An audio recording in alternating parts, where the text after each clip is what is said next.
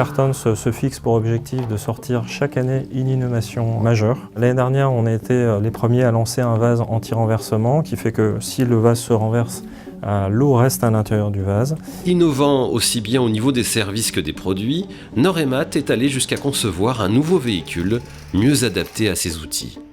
Le grand projet de Seco, c'est de faire à nouveau une place aux engrais organiques. Des engrais naturels, issus des végétaux ou des animaux, mais abandonnés il y a quelques décennies. Une démarche d'innovation qui a conduit Devatec à proposer à ses clients de pouvoir configurer eux-mêmes des humidificateurs sur mesure, à distance. Grâce à la simplification de l'ensemble des composants, on a réussi à réduire de pratiquement 25% le prix de revient de nos appareils. Il a fallu innover en fait pendant 30 ans et acquérir des nouveaux process pour pouvoir développer notre panel de pièces vers des composants plus complexes.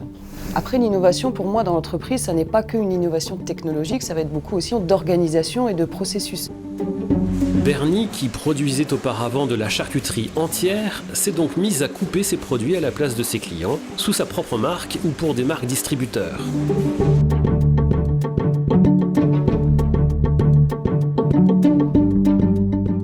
Et les demandes du monde agricole changent. L'agriculture toute intensive est en train d'évoluer et la réglementation. Le risque de ne pas innover dans des métiers traditionnels comme les nôtres, c'est tout simplement de disparaître.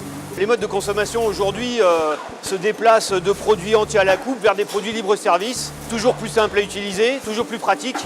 Clairement aujourd'hui, si on fabriquait encore juste la simple rondelle du quincaillier, on serait mort. On trouve dans la guerre du prix toujours quelqu'un qui fait moins cher que les autres. Et c'est pour ça que l'entreprise dépose énormément de brevets, dépose énormément de modèles.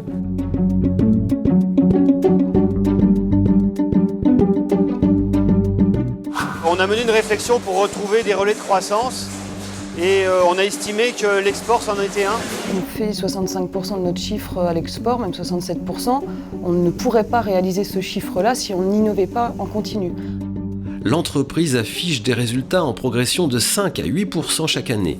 37 ans d'existence, 37 ans de croissance, grâce à l'innovation et à l'export. Nous sommes présents dans 40 pays dans le monde, 40 pays où il y a de l'herbe. 80% de notre fabrication part à l'exportation. Dès sa création, Clartons s'est tourné vers les marchés européens. 30% de notre chiffre d'affaires est fait avec l'export. Dès qu'on conçoit un produit, on imagine son développement à l'export.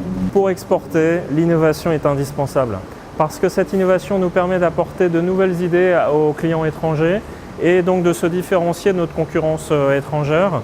Si on arrive avec les mêmes produits que les autres, l'acheteur ne nous sélectionnera pas. Par contre, en étant innovant, créatif et performant, on capte justement cette part de marché que nos concurrents étrangers n'arrivent pas à produire. L'export, ce n'était pas l'angle principal de Seco parce qu'on était sur des produits très banalisés. À partir du moment où on fait des produits spécifiques, avec une grande efficacité, où on est les seuls sur le segment à proposer ces produits-là, il y a toute une place pour nous, évidemment.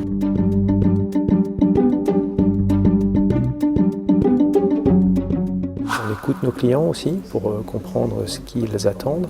C'est plus de 30 000 rapports de visite qui sont exploités chez nous, qui sont classés dans différentes bases.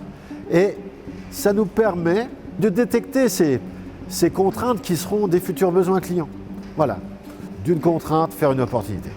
L'important, c'est de sortir, ou d'être ouvert et de sortir. Voilà, ça, c'est surtout ça. Sinon, vous restez après sclérosé dans votre métier et vous ne voyez pas toutes les opportunités qui sont à l'extérieur.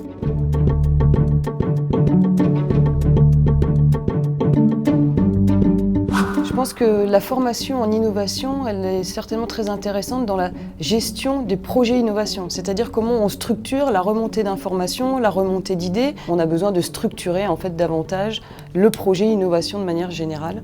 La totalité des ingénieurs qui sont maintenant dans le bureau d'études de Devatec sont passés par l'apprentissage avec des écoles comme l'INSA ou des écoles comme le CESI. Le fait de travailler avec des universités, d'accueillir des stagiaires, de sous-traiter des études à des fournisseurs, eh ben c'est une manière permanente de s'auto-former.